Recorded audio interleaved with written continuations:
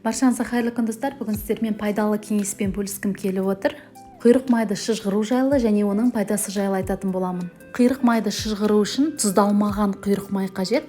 Оны жуып тазалап алғаннан соң майда 4 бұрышты бөліктерге бөліп аламыз. Туралған майдың барлығын сковородкаға немесе қазанға салып шыжғыратын боламыз. Майды шыжғырған уақытта міндетті түрде газдың отын баяу қоямыз. Себебі газдың отын қатты қойған уақытта май күйіп кетіп, біздің шыжғырған майымыз қоңыр түсті болып кетеді. 15 минуттан кейін құйрық майдан сұйық май бөліне бастайды.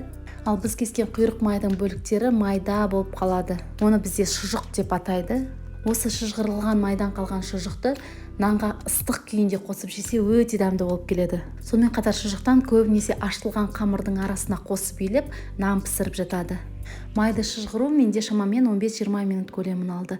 Майды ыстық күйінде бірден банкаға немесе пластмасса ыдысқа құюға болмайды. Банканы сындырып кетеді, а пластмассаны ертіп жібереді.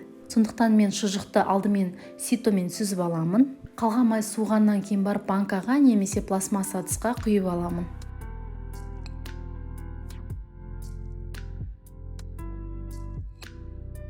Май суыған уақытта осындай әппақ түсті болуы қажет. Құйрық майды көбіне мен балалардың мұрны аққан уақытта мұрнының үстіне, ал жөтелген уақытта көкірегіне, арқасына жағып қоямын. Ол үшін майдың аздаған бөлігін қолға жағып, оны үйкелеп, жақсылап қыздырып аламыз. Содан соң массаж жасап отырып, оның көкірегіне, арқасына жағып қоямыз. Баланың қуығына салқын тиген уақытта оның қуығына, одан кейін беліне, табанына жағып қойса болады. Ал тұмауратып жөтелген уақытта 4-1 шай қасықты ыстық бір кесе сүтке қосып, оны жақсылап араластырып, сіміріп ішіп алып жатады. Шыжғырылған майды холодильникте сақтау қажет, ол ұзақ уақыт 1-2 жыл көлемінде сақтала береді. Менің кеңесім сіздерге пайдалы болды деген үміттемін. Міндетті түрде менің каналыма тіркеліп, әртүрлі пайдалы кеңестерді, жаңа рецепттерді жіберіп алмас үшін қоңырауды басып қойыңыз. Менімен бірге болып менің каналымның дамуына үлесіңізді қосып жатқаныңыз үшін сізге зор алғыс айтқым келеді.